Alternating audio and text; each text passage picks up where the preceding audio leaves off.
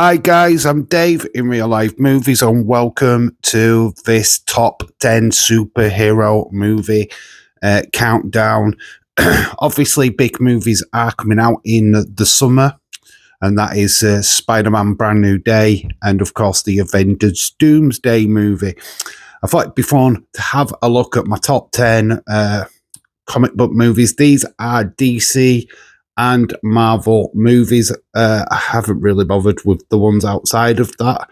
I know there is Kick-Ass and Spawn, but I've decided to go with the major franchises. I do apologise for that. If there is any that I have missed off what could definitely be on this list, please let me know.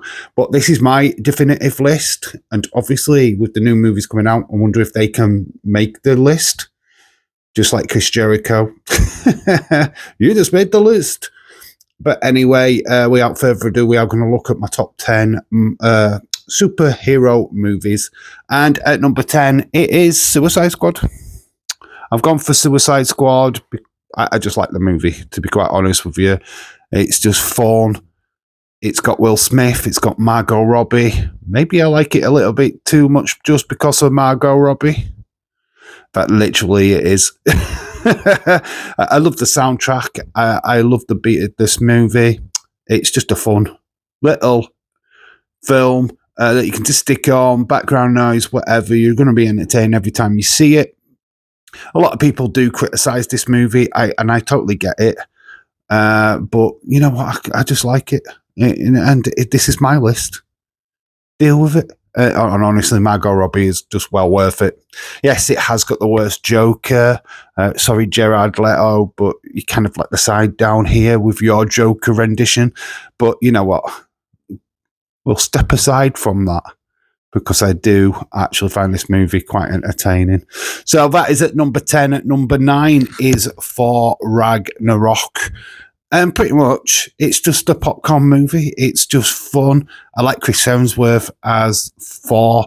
I like Valkyria, a character as well. I thought that the Hulk is very funny in this.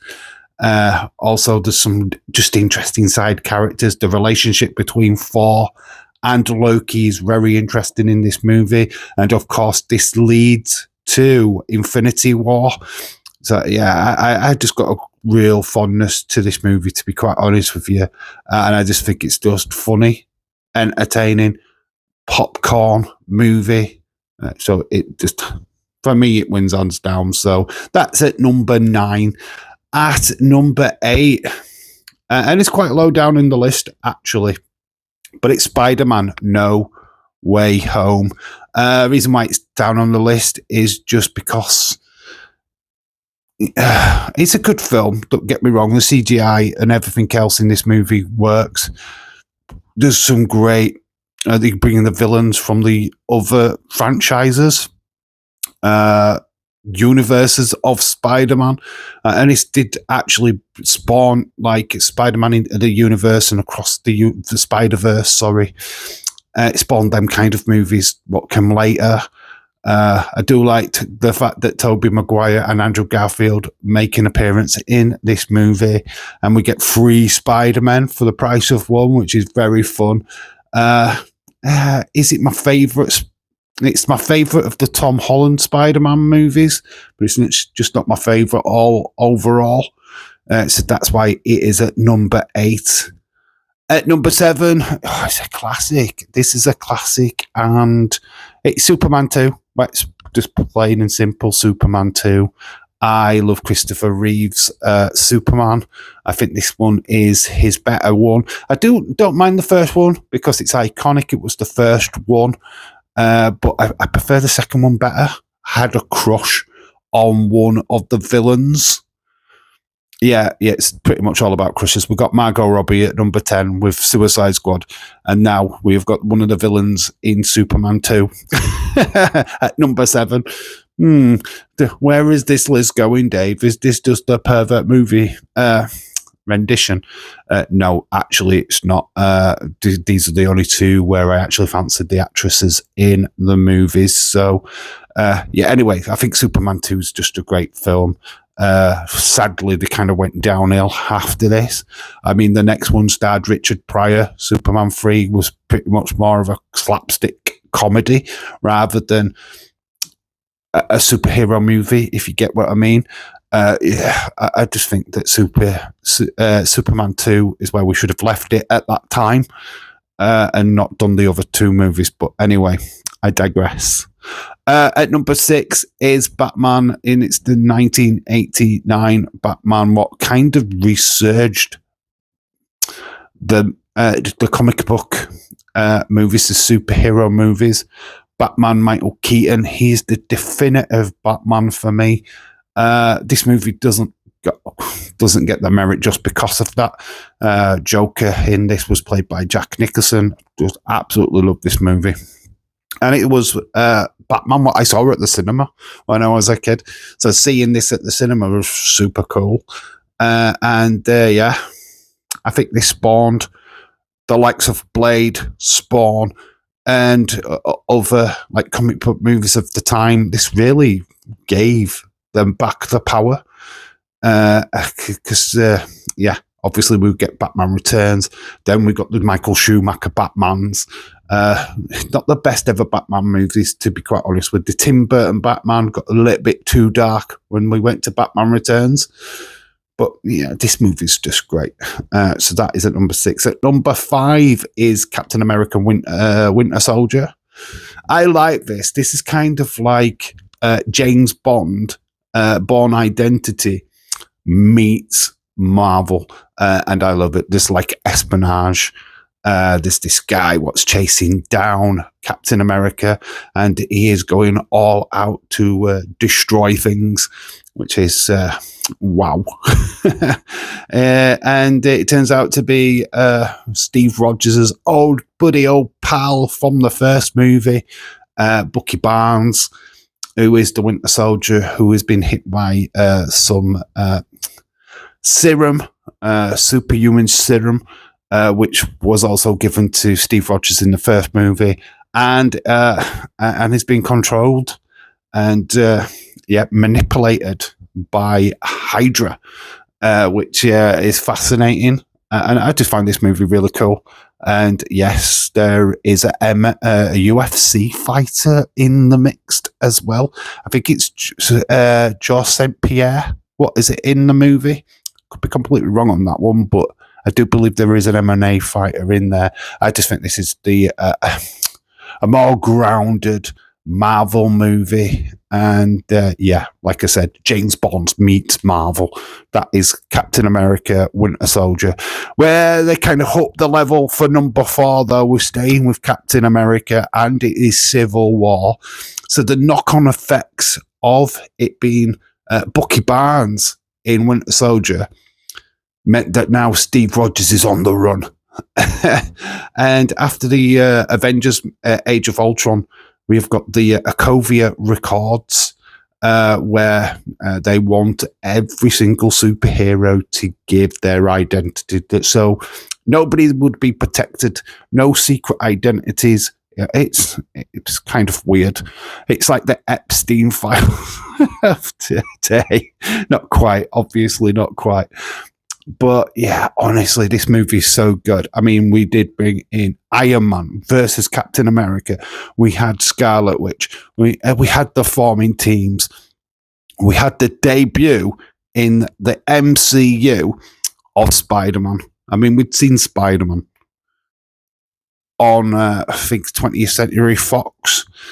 And they did the Spider-Man movies there. Sony, I think, had the rights to Spider-Man as well. Anyway, losing the plot. Anyway, Tom Holland, his debut in this movie, very, very funny. I did like it. Cap was just trying to protect his friend who he knew was corrupt, but he knew it wasn't him.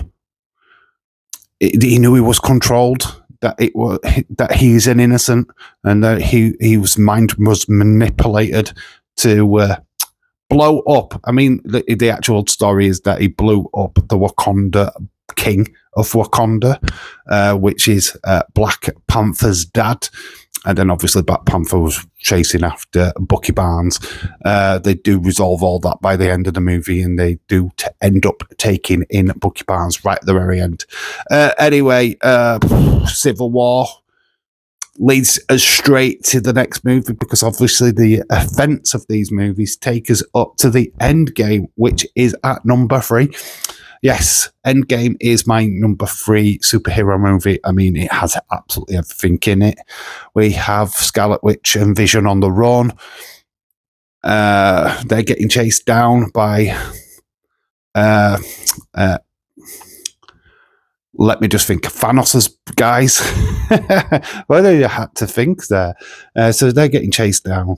Thanos has gone into hiding. Quite rightly so, after everything what he's done, because he clicked his fingers. And we're just drawing the story again after the effects of Infinity War. In fact, I've kind of middled that up a little bit, but it doesn't matter.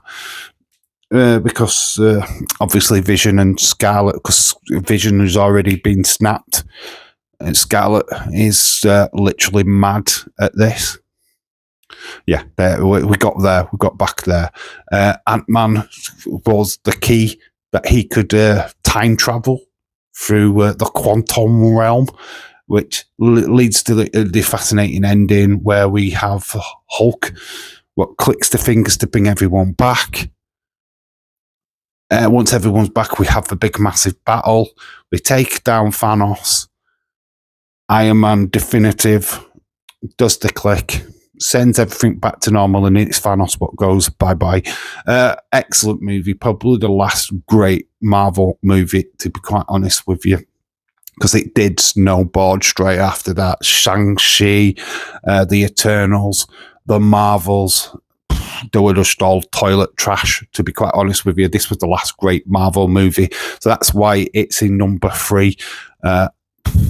I kind of went way above what I should have done there, but talking about that, but it's just a fantastic film. If you want any kind of reviews on the individual movies that I'm talking about in this list, please use the comment section below for that, and I will try my best to get a video out on that. Number 2 is the best ever Spider-Man movie. Come at me, but it is Spider-Man 2.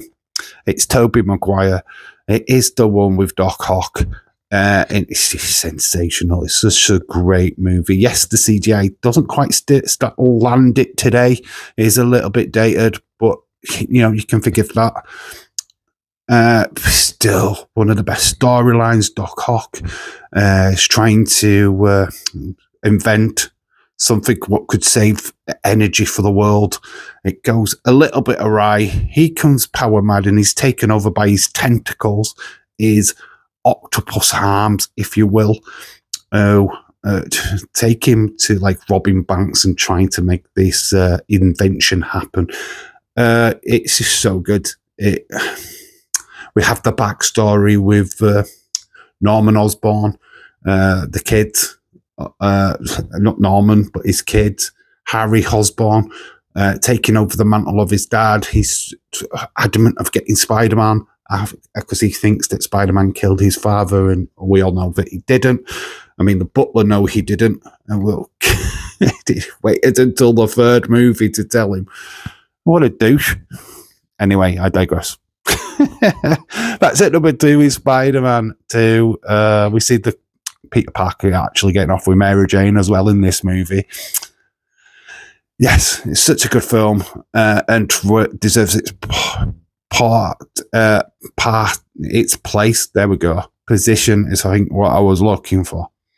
Anyway, at number 1, without shadow of a doubt, the best ever superhero movie, Dark Knight. It just is. Christopher Nolan hit it out of the park with this movie, and I don't know if it was ever intentioned to be that, but honestly, the casting of Heath Ledger as the Joker is probably one of the best casting decisions of all the times, because his performance as the Joker is sensational. Absolutely sensational. What